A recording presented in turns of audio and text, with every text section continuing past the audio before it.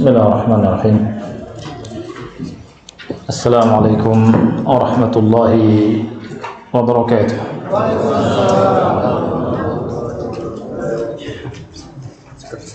Alhamdulillahi hamdan katsiran thayyiban mubarakan fih kama yuhibbu rabbuna wa yarda.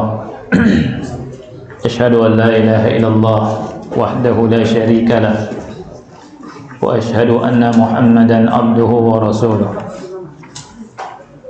Allahumma salli ala Muhammad wa ala ali Muhammad kama sallaita ala Ibrahim wa ala ali Ibrahim innaka Hamidum Majid. Allahumma barik ala Muhammad wa ala ali Muhammad kama barakta ala Ibrahim wa ala ali Ibrahim innaka Hamidum Majid. Ikhwah sekalian yang Allah muliakan, pada kesempatan yang mulia ini kita akan melanjutkan pembahasan dari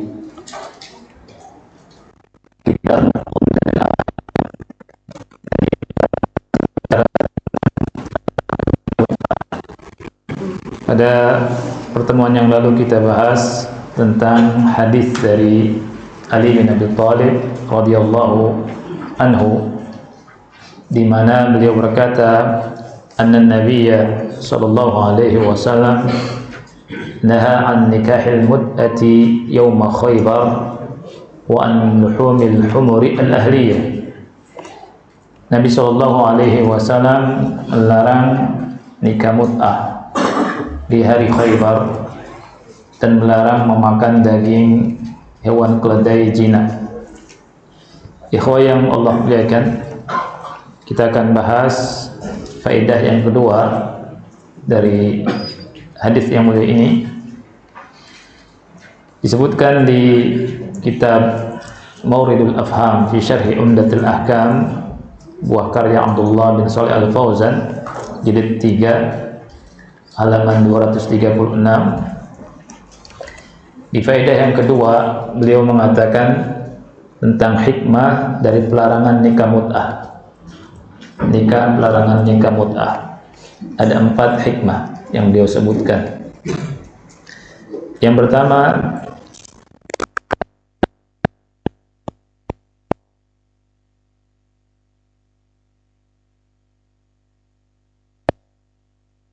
walihatin li bina'i mujtama'in salim,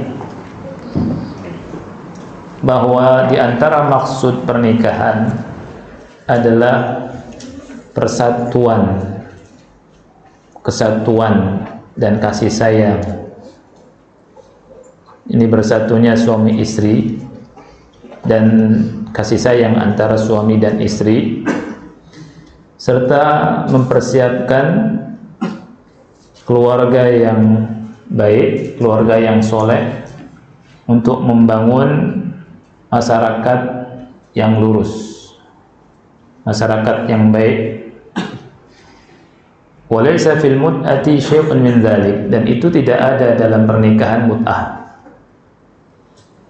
Li'anna al-murada minha qada'us syahwati fahasab, karena maksud dari pernikahan mut'ah hanya ingin menunaikan syahwat saja. Selesai sudah, ditinggal itu wanita. Jadi Islam melarang nikah mut'ah karena maksud dari pernikahan di sini ada ijtima',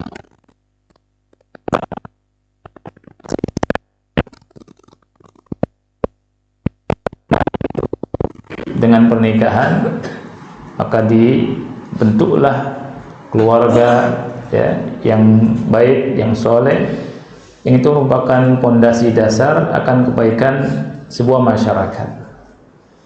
Jika keluarga itu rusak, maka masyarakat akan rusak. Ini bahayanya pernikahan mut'ah ya. Jadi nikah mut'ah ini sangat bahaya sekali, bisa menghancurkan sendi-sendi kebaikan masyarakat. Kemudian yang kedua, annal mut'ata fiha ma'nal ijarah likauniha ila ajal. Dalam pernikahan mut'ah ada makna sewa menyewa di sini. Karena pernikahan itu sampai batas waktu tertentu. Jadi seseorang kalau berkata dengan terus terang kepada seorang wanita, istajartuki muddatan lil wad'i, lam yajuz dzalika ijma'an. Lam yajuz ijma'an. Jadi kalau ada seorang laki-laki bilang ke perempuan, saya sewa anti cuma untuk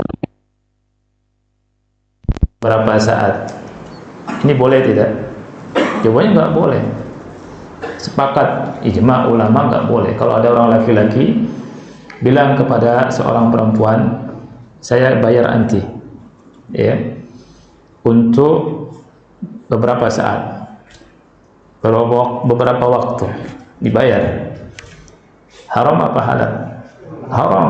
Ini sepakat ulama, ya. Fakadha nikahul mut'ah. Demikian pula dengan namanya nikah mut'ah. Nikah mut'ah itu menyewa kemaluan, sama saja kata ulama. Lihat, istijarun lil farj.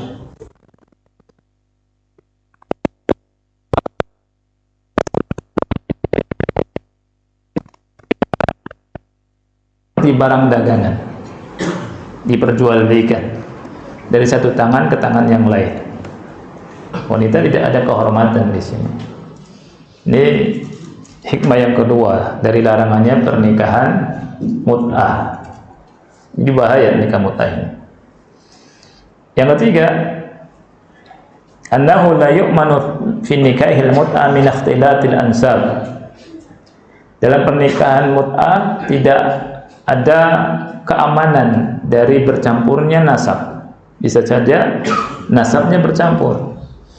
Karena ketika nikah sebentar kemudian dicerai, bisa jadi wanita itu hamil atau dia nggak tahu ketika hamil kemudian nikah lagi dengan yang lain. Jadi ada ikhtilatun al-ansab, ada ikhtilat, percampuran nasab, nggak jelas siapa ayahnya, ya. Ini yang ketiga. Kemudian yang keempat, anna tahrima nikahil mut'ah min babi saddid dzara'i'. Pengharaman nikah mut'ah itu dari sisi sadduz dzara'i'.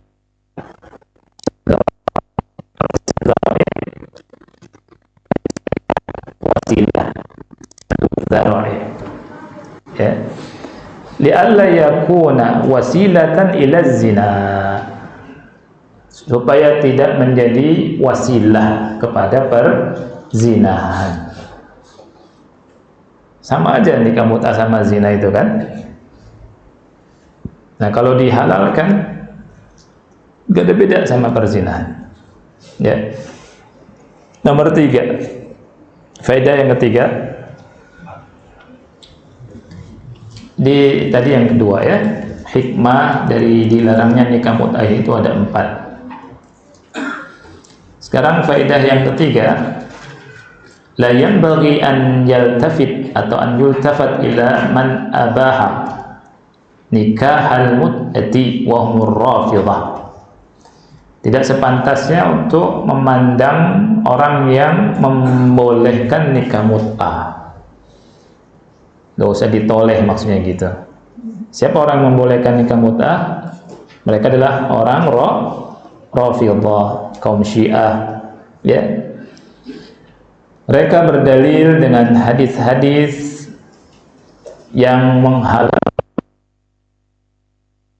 tersebut dimansukh, sudah dihapus hukumnya, atau dengan dalil-dalil yang tidak pas untuk jadikan sebagai pendalilan, ya. La yatim, ini tidak pas untuk dijadikan sebagai dalil. Seperti mereka berdalil dengan surat An-Nisa ayat 30, ayat 24. An-Nisa 24. Nah, mereka punya dalil, ya, kawan. Antum lihat dan cermati dalilnya. Dan banyak orang yang sesat juga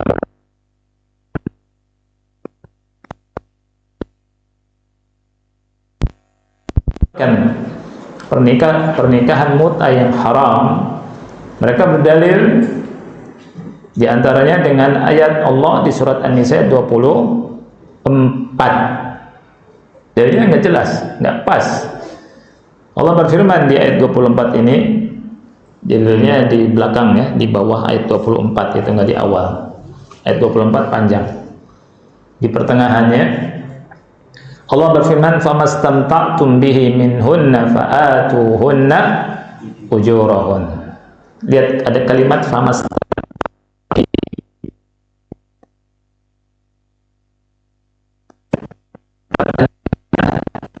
itu istimta, mendapat kenikmatan dari mereka, fa'atuhunna ujurahun, maka berikanlah upahnya, gitu. Ujur kan upah, ya. Ini dijadikan dalil oleh orang-orang Syiah tentang halalnya nikah mut'ah. Padahal hal ini berbicara tentang pernikahan yang sah. Kalau seseorang mendapatkan kenikmatan dari istri, maka sudah wajib bayar apa di sini? Mahar. Ajar di sini mahar. Ya. Ujur di sini artinya mahar. Makanya mahar itu haknya siapa? Haknya istri. Nggak boleh diganggu gugat. Kalau misalkan istri mendapatkan maharnya 200 juta misalnya, ya, plus mobil, ya, plus rumah, semua mahar semua, dan nikahnya sama orang kaya misalkan, itu maharnya istri, itu semua nggak boleh diambil sedikit pun oleh suami. Balikin lagi maharnya, nggak boleh.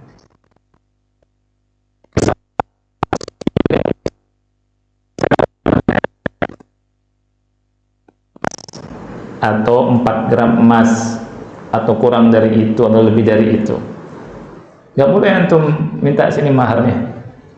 Buat apa? Buat keperluan makan kita bersama misalkan, itu utang, akhi, wajib dikembalikan, karena mahar itu haknya siapa?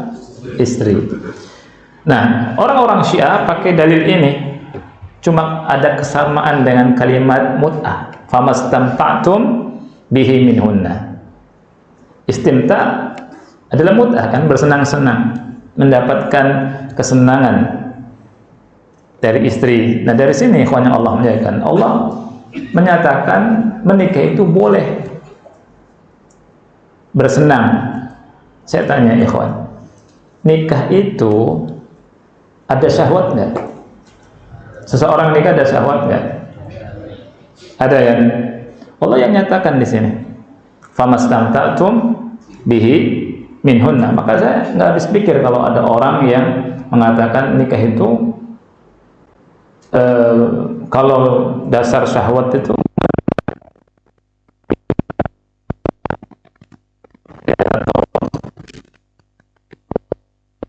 bisa harmonis sama istri.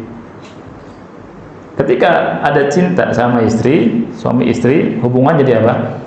Bagus, ya. Dan berapa banyak pernikahan yang tidak didasari dengan rasa cinta berakhir, ya. Dan Allah sebutkan famastamta'tum bihi minhunna fa'atuhunna ujurahun. Qalu, mereka bilang, inna ta'bir bil istimta', sesungguhnya ungkapan Allah dengan lafaz istimta' wa lafzul ujur dan lafaz ujur upah, yadullu ala anna al-murada nikahu al-mut'ah. Ini menunjukkan bahwa yang dimaksud adalah nikah mut'ah. Ya, ini pendalilan. Nah, sengaja kita baca karena supaya kita tahu orang berdalil dengan dalil Al-Quran tapi dalilnya salah. Jadi ada orang yang berdalil dengan dalil Al-Quran dan itu salah, keliru, gitu. Makanya tidak semua orang yang berdalil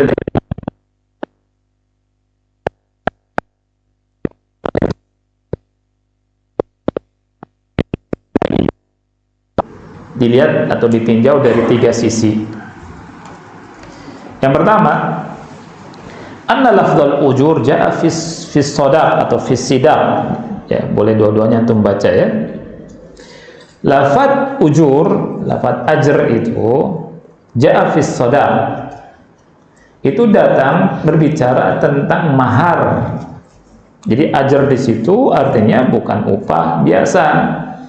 Tapi maksud ujur di situ adalah apa ikhwan? Mahar. Ya.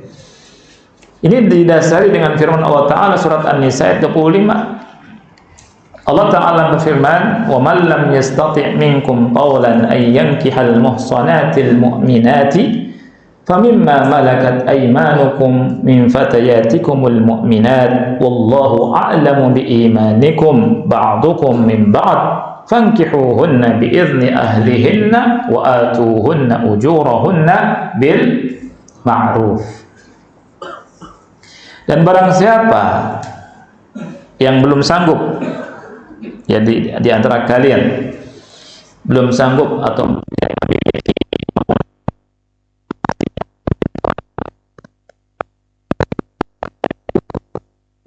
apa? Harta. Maka jangan sampai kita keliru juga mengatakan Islam itu enggak butuh harta. Enggak, akhi. Qaul di sini artinya apa? Kemampuan dari sisi apa? Harta. Ya, dianjurkan untuk kaum muslimin untuk bekerja, anak muda untuk tidak pangku tangan, kerja apapun, cari fadlullah, karunia Allah Subhanahu wa taala. Dan Islam tidak mengajarkan malas. Disebutkan orang yang belum sanggup kemampuan yankihal muhsanatil mu'minat, untuk menikahi wanita-wanita muhsan, wanita-wanita merdeka maksudnya, yang menjaga kehormatannya, wanita-wanita mukminat. Famimma malakat aymanukum min fatayatikumul mu'minat, maka boleh menikahi hamba sahaya dari hamba sahaya kalian yang mukmin. Jadi yang mukmin. Jadi bagi kaum muslimin yang tidak sanggup menikahi wanita merdeka, boleh untuk menikahi budak sahaya. Sebagaimana disebutkan di kitab fikih, akhi, boleh menikah dengan budak sahaya. Tapi ada beberapa syarat. Menikah dengan budak sahaya, syaratnya budak sahaya itu harus mukminat. Yang disebutkan di sini kan? Min fatayatikumul mu'minat. Ya. Kemudian yang berikutnya, dapat izin dari tuannya. Dapat izin dari tuannya. Disebutkan nanti di selanjutnya, kita lihat wallahu a'lamu biimanikum. Allah lebih mengetahui tentang keadaan iman kalian. Ba'dukum min ba'd, sebagian kalian dari sebagian yang lain. Fankihuhunna biizni ahlihinna. Lihat, maka nikahilah mereka, budak-budak sahaya itu, dengan izin tuannya. Wa atuhunna ujurahunna bil ma'ruf, dan berikanlah upah mereka. Maksudnya apa? Upah di sini mahar juga. Jadi budak juga dikasih mahar bil ma'ruf, dengan cara yang ma'ruf, dan nggak harus mahal. Tapi harus ada apa? Mahar. Jadi syarat menikahi budak, kalau laki-laki nggak punya apa-apa, minta izin sama tuannya. Tuannya ridho enggak? Karena konsekuensinya apa kalau dinikahkan? Siapa yang tahu? Konsekuensinya tuannya tidak boleh menggauli budak itu. Ini konsekuensinya. Ya. Karena budak itu boleh digauli oleh siapa? Tuannya. Ketika dinikahkan kepada orang lain, berarti sudah jadi istri orang.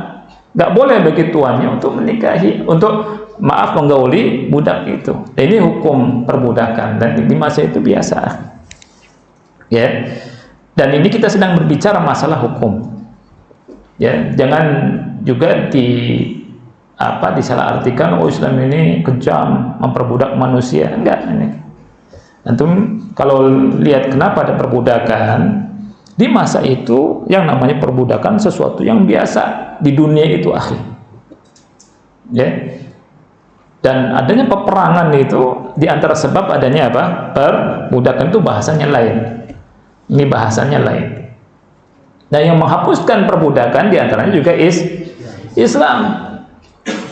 Dan Islam itu sangat mengagungkan manusia, maksudnya menghormati manusia. Jadi ada beberapa subhat yang ini butuh bantahan khusus, ya. Nah, konsekuensinya si tuannya itu tidak boleh menggauli siapa? Budaknya. Makanya harus ada izin dari siapa? Dari tuannya. Ya. Sama seperti budak itu dijual sama tuannya, dijual ke orang lain. Apakah yang sudah menjual budaknya boleh bagi tuannya itu menggauli budak yang telah dia jual? Tidak boleh, karena itu sudah milik orang lain. Begitu juga ketika budak itu dinikahkan dengan orang lain, berarti ini istri orang.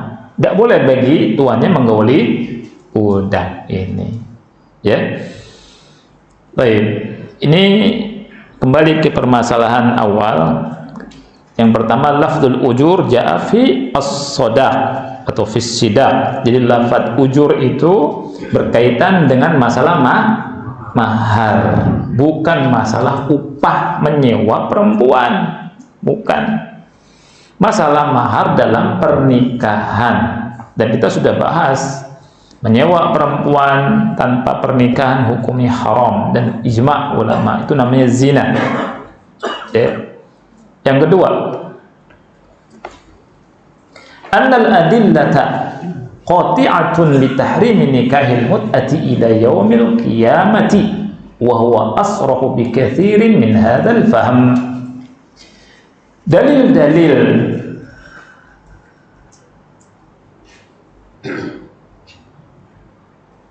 bahwa dalil-dalil yang ada tentang pengharaman nikah mut'ah sampai hari kiamat itu dalil yang pasti, qati'ah.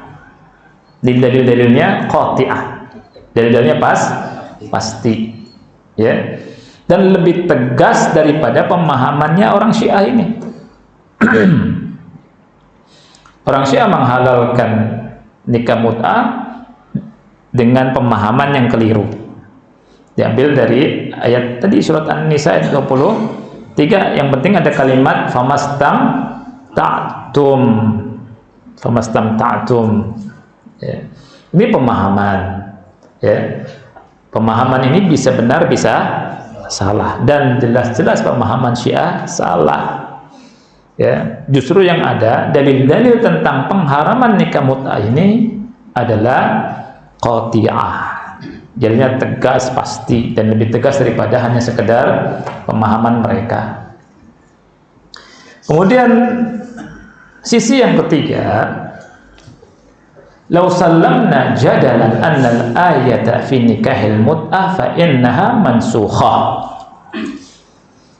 Kalau seandainya kita terima pendapat mereka, dalil mereka bahwa surat An-Nisa ayat 24 ini adalah dalil dibolehkannya mut'ah, ini namanya tanazul. Dalam istilah perdebatan itu tanazul. Tapi kalau saya terima pendapat antum, tahu nggak bahwa ayat ini mansukh, gitu. Ayat ini memang mansukh, dihapus hukumnya. Baik. Kemudian juga antum perhatikan orang-orang Rafidhah yang menghalalkan nikah mut'ah, pada diri mereka juga itu terjadi kontradiksi. Dari sisi apa ya kawan? Antum lihat, pengharaman nikah mut'ah itu datangnya dari hadis ini, riwayat siapa? Ali bin Abi Thalib. Ya, Ali bin Abi Thalib itu siapa? Imamnya mereka. Mereka menganggap Ali bin Abi Thalib imamnya mereka. Walaupun Ali bin Abi Thalib, saya yakin kalau hidup, kalau tahu, nggak dianggap tuh. Ya, di hari kiamat akan berlepas diri sama mereka. Mereka menganggap Ali bin Abi Thalib imamnya mereka, bahkan sebagiannya menganggap sebagai sesembahannya mereka. Ya. Dan penghalalan dari nikah mut'ah itu dari Ibnu Abbas, sedangkan mereka tidak suka sama Ibnu Abbas radhiyallahu anhuma. Gimana mereka tidak mentaati imam mereka? Tapi dalam masalah nikah mut'ah ngambil dari sahabat yang lain. Ini kan kontradiksi, ya tidak? Ya, dari sini jelas sekali bahwa mereka mendasari bolehnya nikah mut'ah dengan dalil hawa nafsunya mereka. Ya. Baik. Yang keempat, ikhwan, faedah yang keempat, nikah mut'ah itu dahulu dimubahkan di awal Islam, kemudian setelah itu diharamkan dengan pengharaman yang selama-lamanya sampai hari kiamat, tidak dihalalkan lagi. Ini hukum nikah mut'ah, ya. Sebagaimana dalam hadis Rabi' bin Sabrah al-Juhani, bahwa ayahnya radhiyallahu anhu telah menyampaikan hadis kepadanya bersama Rasulullah SAW di hari Fathu Mekah, ya, di tahun 8 Hijriah. Rasulullah SAW bersabda, ya ayuhan nas, wahai sekalian manusia, inni kuntu qad adzintu lakum fil istimta'i minan nisa. Dahulu aku membolehkan kalian melakukan mut'ah dengan wanita.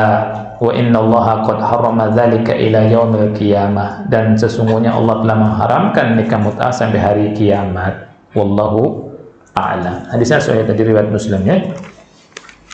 Hadis berikutnya yang akan kita bahas tentang menikahkan janda dan gadis. Hadis keberapa di antum, maaf? 315.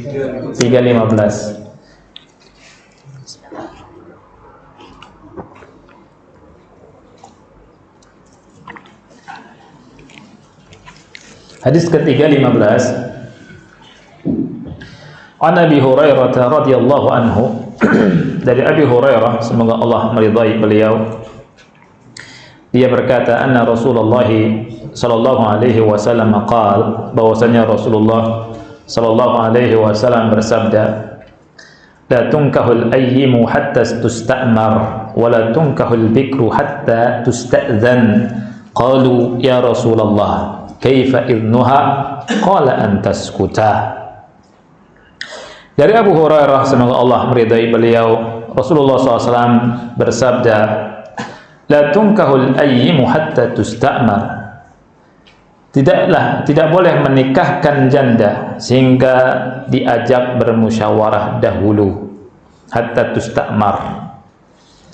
Wala tunkahul bikru, tidak boleh anak gadis atau wanita gadis yang masih gadis dinikahkan hatta tusta'zana, sehingga dimintai persetujuannya dahulu.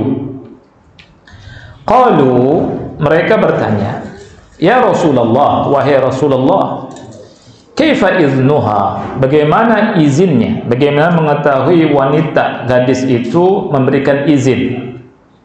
Qala, Rasulullah SAW bersabda, antaskuta, dengan dia diam. Jadi kalau seorang wanita gadis ini diam, tandanya berarti memberikan izin, mau, ya, menganggukkan kepalanya. Apakah harus menganggukkan kepalanya? Tidak, diam. Tapi seorang ayah yang menawarkan kepada putrinya juga tidak hanya menawarkan saja, ya.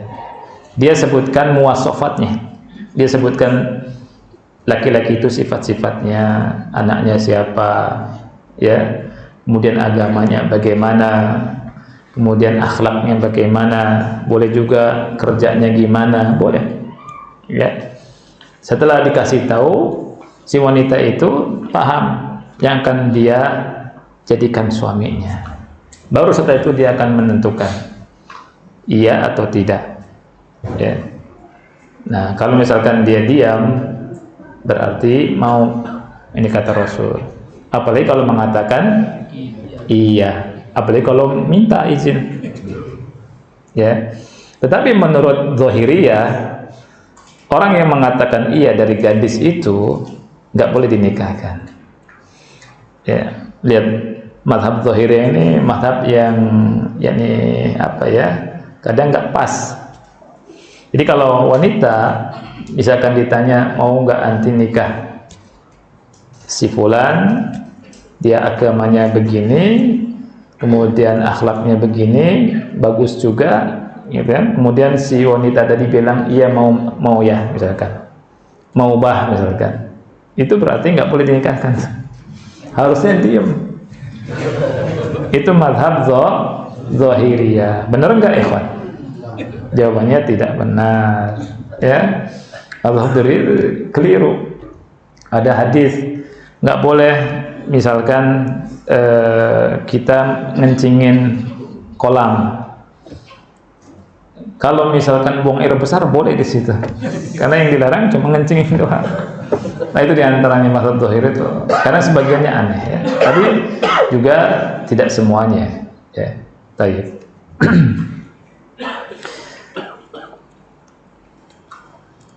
Anda akan bacakan penjelasan dari Syekh Muhammad bin Shalih Al-Utsaimin rahimahullah tentang hadis yang tadi. Wah.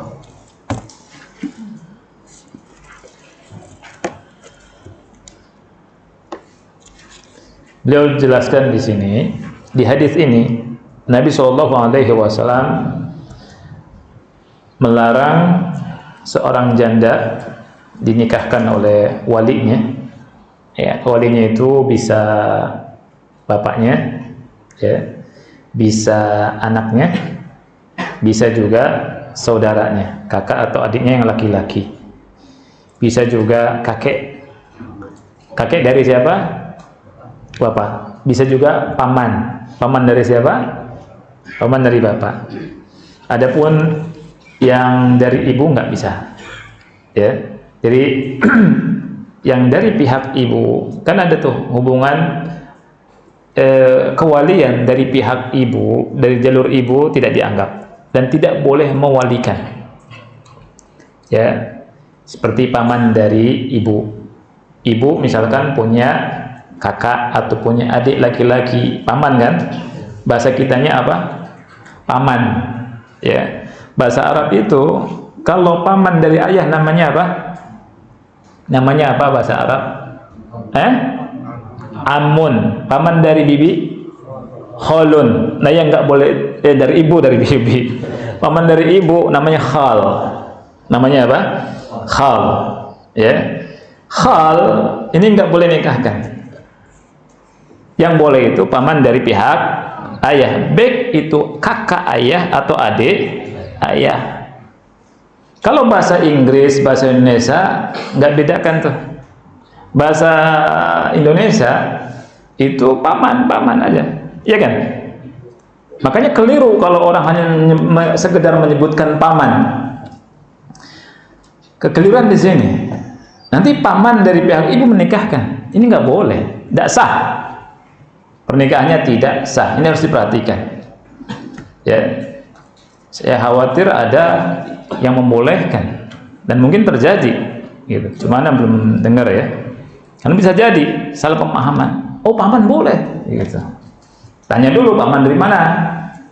Paman dari jalur ayah atau dari jalur siapa? Ibu. Kalau dari jalur ayah boleh, kalau dari jalur ibu tidak boleh dan tidak sah pernikahannya. Ini perlu diperhatikan ya. Paman bukan hanya sekedar paman. Jadi setiap hubungan kewalian, hubungan laki-laki dari jalur ibu tidak boleh jadi wali. Lihat tuh, indahnya bahasa Arab kan. Ada am, ada apa lagi? Khal. Yang nggak boleh am apa khal? Khal yang nggak boleh. Kalau bahasa Indonesia cuma paman doang. Bahasa Inggris juga cuma uncelek doang. Ya kan? Uncelek. Uncle. Ya kan?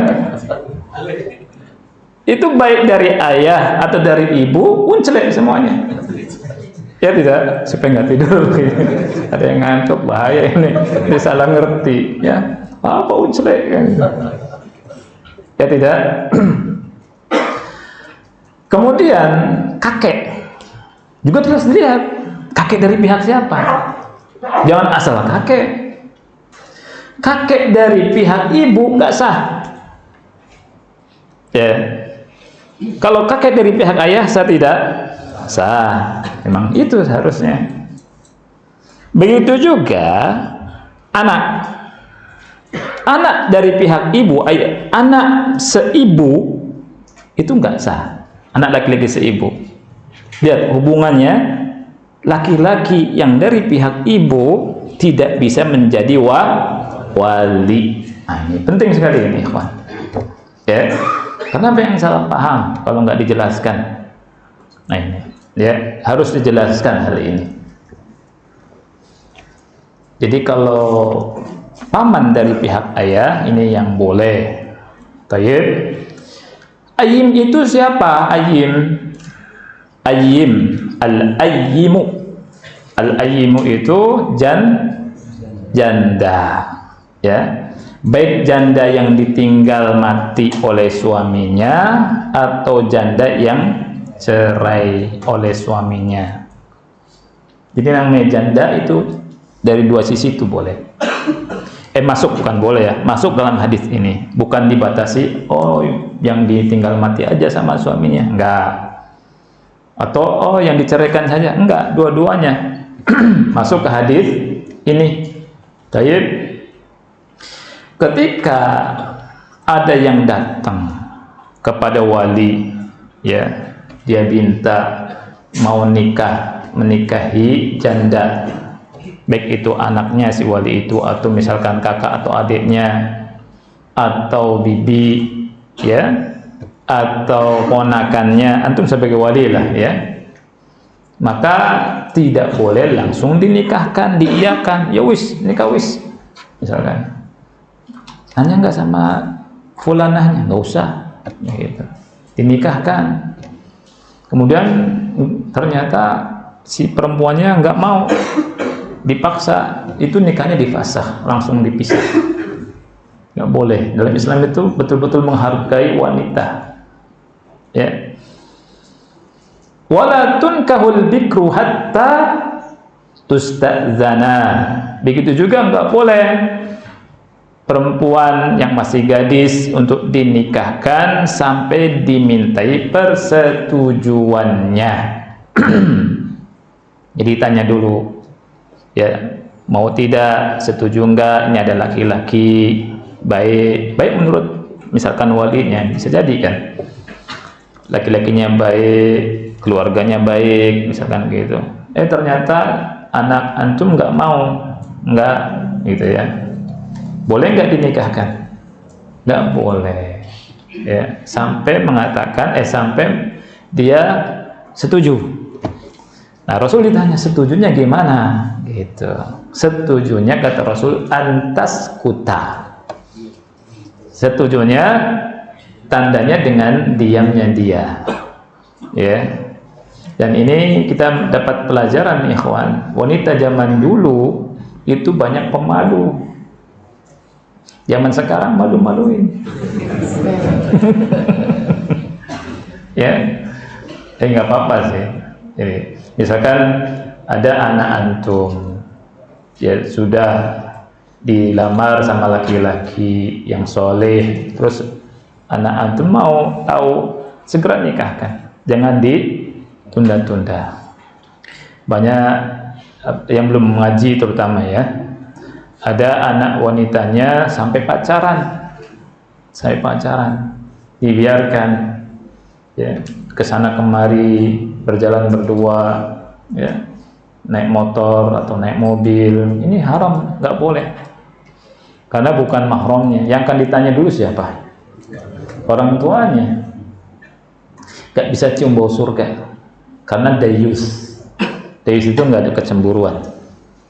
Nggak bisa jaga keluarganya, nggak bisa jaga istrinya, nggak bisa jaga anak perempuannya, laki-laki yang nggak punya kecemburuan terhadap anak perempuannya, atau bibinya, atau kakaknya, atau adiknya, atau istrinya, ini dayus, ya. Dibiarkan kesana kemari, jangan. Nanti nggak berkah hidupnya. Siapa yang akan ditanya? Orang tuanya dan wali-walinya.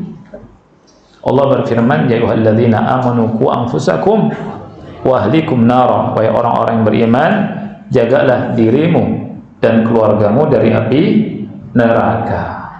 Ya. Jadi Allah perintahkan kita untuk menjaga diri kita dan keluarga kita dari api neraka. Jangan sampai ada maksiat. Jangan sampai masuk maksiat ke keluarga kita, ke rumah kita. Nanti diminta tanggung jawab kita ini di hadapan Allah. Allah bilang, ku anfusakum wa ahlikum nara, jagalah dirimu dan keluargamu dari api neraka. Jangan diam saja kalau itu melanggar aturan Allah Subhanahu wa taala. Kita harus tegas, ya, nggak boleh pacaran gitu. Misalkan kakak kita pacaran, nggak boleh kak pacaran, nikah cepet, diadang laki-lakinya. Ente saya hadang nih, ya. Ente mau nggak nikahin kakak saya? Kalau nggak, pergi. Berani nggak? Berani kamu, harus. Disebut sulit kan? Ya? Disebut sulit kan? Oh iya, nggak harus nikah, gitu. Main-main aja ente, gitu. Ya enggak? Gitu. Yang menjaga kehormatan keluarga ini harus begitu, akhi. Ya. Jadi seorang laki-laki harus begitu dengan ibunya, dengan istrinya, dengan anak-anak perempuannya, ya. Pertaruhkan nyawa, akhi. Orang nggak bisa macam-macam nyolek-nyolek wanita kita, ya. Harus dijaga kehormatannya. Jangan diam saja. Baik. Nah, kalau janda bedanya di mana dengan bikr, akhi? Janda itu dimintai musyawarah, dimintai pendapat. Harus ada musyawarah dulu. Kalau gadis dimintai izinnya. Ya, lebih ringan gadis ini. Karena gadis ini dia belum ngerti tentang pernikahan, tentang suami nggak ngerti. Kemudian yang kedua, gadis ini malu, biasanya malu, lebih malu. Beda dengan janda, ya, gadis lebih malu, janda tidak malu, bukan nggak punya malu. Ya, tidak seperti gadis lah, tidak seperti gadis. Nanti takutnya salah ngomong lagi, diprotes nanti, ya. Di sini bahasanya li'annaha tastahi, karena gadis itu malu, maksudnya lebih banyak malunya. Nah, di antara faedah dari hadis yang mulia ini, yang pertama, wujubu istithmaril mar'ati idza kanat sayyiban wa khutibat wa huwa akhdhu amriha ba'da al-musyawarah fala budda an tantiq wa taqul na'am uridu an atazawwaja bihi. Wajibnya diskusi, mengambil pendapat janda, ya, apabila dia dilamar, dikhitbah, setelah musyawarah. Lihat, dari pernikahan itu ada musyawarah, akhi. Bukan asal dinikahkan saja, ya, tapi ada apa? Musyawarah. Fala budda an tantiq wa taqul na'am.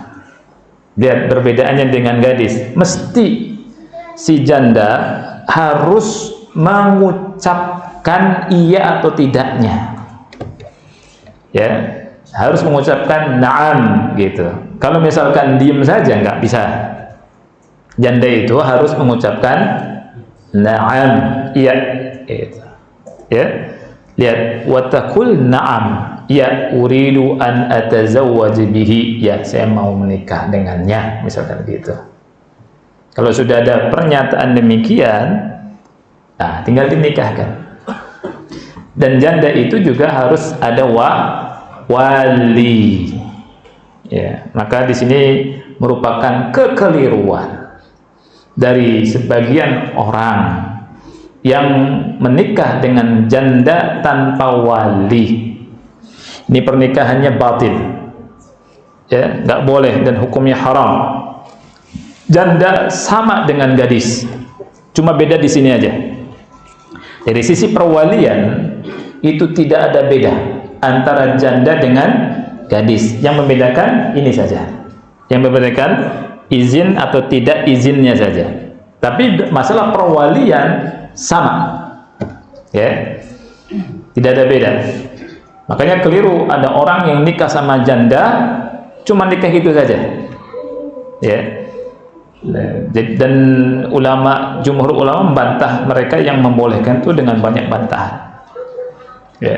Baik, azan isya dulu, nanti kita lanjutkan. Wallahu a'lam bishawab. Wa sallallahu ala nabiyyina Muhammad wa ala alihi wa sahbihi wa barak wasallam.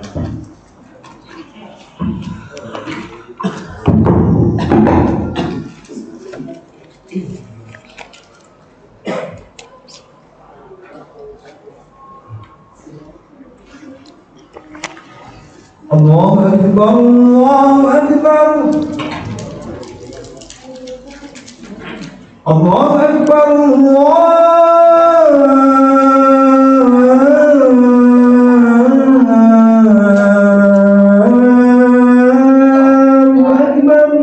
Allahu Akbar.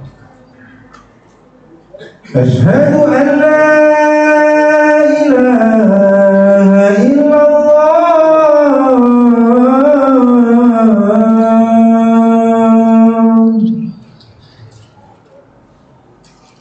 أشهد أن لا إله إلا الله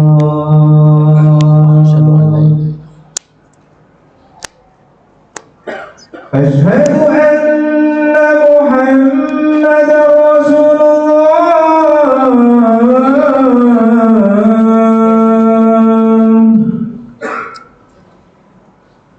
أشهد أن محمد رسول الله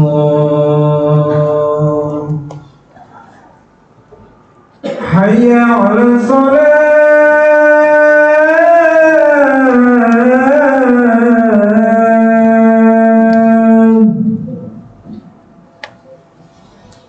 حي على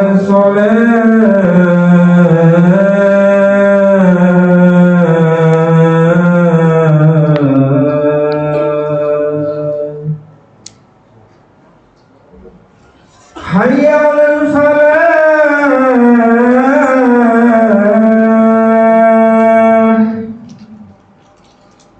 حي على الفلاح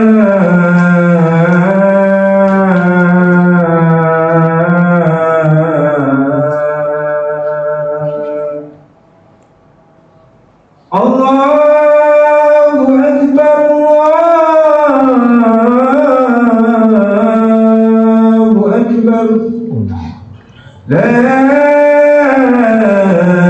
إله إلا الله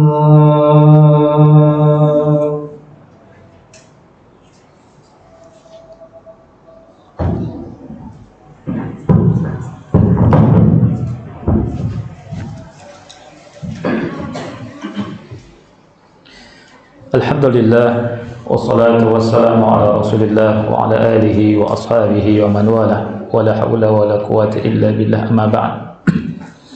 Jadi perlu dipertegaskan di sini ikhwan yang Allah muliakan bahwa janda juga ketika menikah harus dengan wali.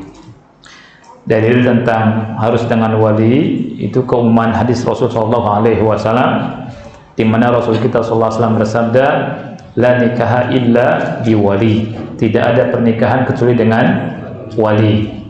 Kemudian Rasul kita sallallahu alaihi wasallam bersabda, ayyuma imra'atin nakahat bi ghairi izni waliha fanikahuha batilun fanikahuha batilun fanikahuha batilun.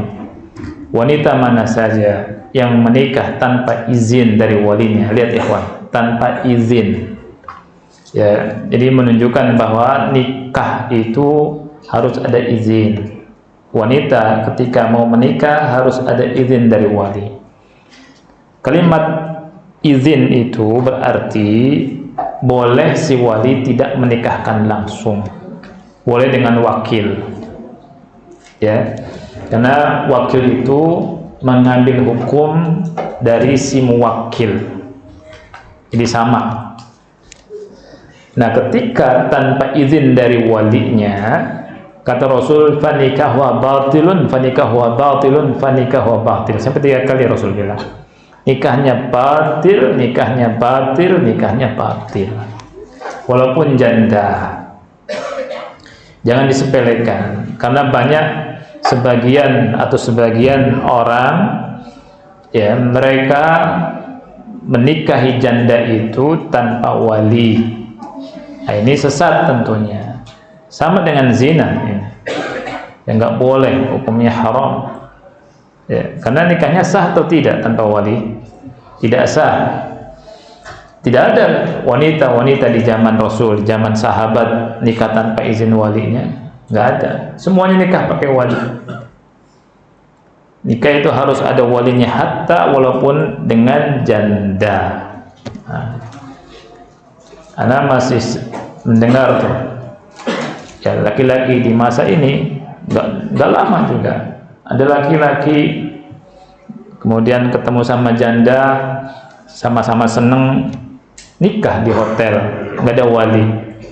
Ini haram, akhi, ya, nggak boleh. Apalagi kalau sudah ngaji, ini parah, payah, fayyah. Ya, ini harus lebih tegas, payah. Ya, karena ada, akhi, wallah ada.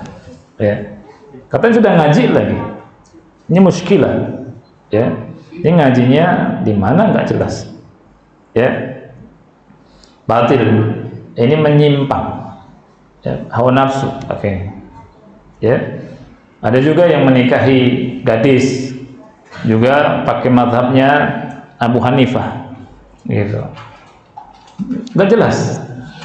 Dia ngaku sudah ngaji lagi, gitu. Jadi ada seorang ikhwan udah punya suami, astagfirullahaladzim, LGBT. Udah punya istri, maksud saya, ya, punya anak. Kemudian istrinya ngontak kita, kemudian datanglah sama suaminya itu. Saya bilang datang sama suaminya beberapa tahun yang lalu tuh, datang. Kemudian ketahuan si laki-laki ini mau menikahi wanita gadis, kemudian pakai pendapat Abu Hanifah. Dia bilang, anak nikahi walaupun tanpa wali, kan boleh pakai Abu Hanifah. Saya bilang, ente ngaji di mana? Nah, gitu. Ngakunya murid dari salah satu ustadz kita. Anak bilang, ente ngaji sama siapa? Ya, mau ketemukan sama ustadz ente. Anak bilang gitu. Terus dia pacaran sama wanita itu. Ini nggak boleh, hukumnya haram, ya. Alhamdulillah kita kasih tahu nggak boleh tuh, nggak boleh nikah sama gadis antum mengambil pendapat Abu Hanifah, ngambil pendapat seenaknya. Kan jelas Rasulullah SAW berkata, la nikah illa biwali. Dan ada terjadi, akhi. Makanya anak buka di sini kitab belajar ini supaya jangan sampai ada ikhwan yang melakukan ini. Plus supaya akhwat yang ngaji juga tidak tertipu. Berapa banyak akhi nikah tanpa wali dan ada gitu. Ya. Ngakunya salah, ngakunya sunnah, ada nikah. Si orang tua dari akhwat ini nggak tahu, keluarganya nggak tahu, kemudian walinya siapa, nikah, kemudian cerai. Kasihan tidak? Kasihan. Kemudian nelongso akhirnya. Kemudian akhirnya marah-marah ke ustadz-ustadz. Marah-marah ke kajian sunnah. Oh, kajian sunnah, saya mendapatkan laki-laki yang begini. Anti yang gak jelas nikahnya sama laki-laki seperti ini. Ini ada, akhir. Makanya ngaji itu penting. Ngaji itu penting. Setelah kejadian baru kita tahu, astagfirullahaladzim, ada begini, gitu. Ya, karena ngomong begini karena ada. Ya, itu ngakunya ngaji sunnah. Gitu. Jangan ada. Terus ada lagi, nikah tuh nggak jelas, entah walinya siapa. Kemudian di apartemen juga, laki-laki perempuan dikasih tahu ke anak sama salah satu ikhwah. Kemudian ketika ketemu kita marahin, ente kenapa begini? Enggak Ustaz, semacam-macam sudah, semacam-macam. Makanya belajar yang benar, ngaji yang benar, ustadznya juga yang benar, yang jelas, gitu. Supaya tidak jadi korban. Ya, jadi dengan ilmu itu kita tahu mana yang benar, mana yang tidak benar. Al ilmu qabla al qawli wal amal, berilmu sebelum berkata dan beramal. Itu kan banyak. Ya. Banyak yang masih hanya percaya sama jenggot, sama cingkrang, gitu kan. Ngaji di mana di Ustaz Fulan, tapi dia ngajinya nggak benar. Mungkin ngajinya hanya ikut-ikutan gitu. Ini, macam-macam yang ngaji nih. Melihat ikhwan akhwat yang masya Allah semangat gitu ya ke Islam. Kemudian ada di antara yang ngaji ini niatnya buruk, jelek, ditipu tuh orang banyak, ditipu. Ada yang ditipu perempuannya, laki-lakinya juga ditipu, ada lagi wanita yang suka penipu, ada nggak? Ada ternyata. Ya Allah, punya suami di sini, punya suami di situ, ada akhi. La haula wala quwwata illa billah. Makanya belajar. Ya. Jadi perempuan suaminya 2, bahkan cari lagi mangsa. Astagfirullahaladzim. Ini ada. Ustaz, memang ada. Ya. Ya, ada. Ini haram hukumnya. Ada yang cari apa, mangsa gitu.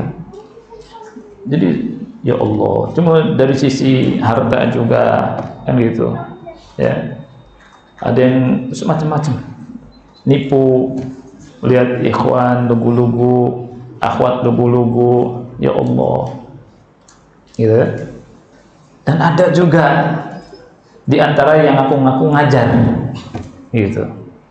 Ngaku-ngaku ngajar, kemudian ada seorang wanita sudah bersuami, WA, awalnya konsul, akhirnya si ustadz itu WA-WA-an sama perempuan ini yang sudah bersuami. Ya, apa yang terjadi akhi? Cerai itu sama suaminya. Ada nggak? Ada. Makanya jelaskan sini. Kabur itu ustaznya. Ya, astagfirullah. Ada. Kalian jangan percaya sama ustaz yang gak jelas juga. Ada. Ya. Nah, itu. Dan waktu itu mau didatangin sama kita, kabur dia. Ustaz gak mau datang sama antum. Ya. Ya. Allah, kalau masalah urusan agama, ana berani. Apalagi kalau sudah mengatasnamakan salaf, mengatasnamakan sunnah, gitu. Ya, ada yang nikah 2, istri keduanya gak dinafkahi, ada. Ya, ada yang seperti itu. Bahkan harta istrinya habis, ada seperti itu. Kemudian setelah habis pun nikahi pembantunya, ada. La haula wala quwwata illa billah. Makanya anak semangat ngajarnya. Ya, walaupun pelan-pelan. Anak kasih tahu, akhi. Ayo belajar. Ya, ada yang seperti itu. Ya, mau nipu. Makanya belajar yang benar. Belajar yang benar. Ikhwan akhwat, belajar yang benar. Gitu. Belajar yang benar. Ya. Kemudian kalau nggak jelas tanya. Jangan nanya sama satu ustadz, banyak, nah gitu.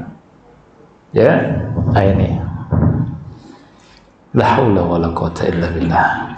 Jadi saya marah-marah kan. Soalnya kesel lagi kalau ada beritaan gitu, ya kan?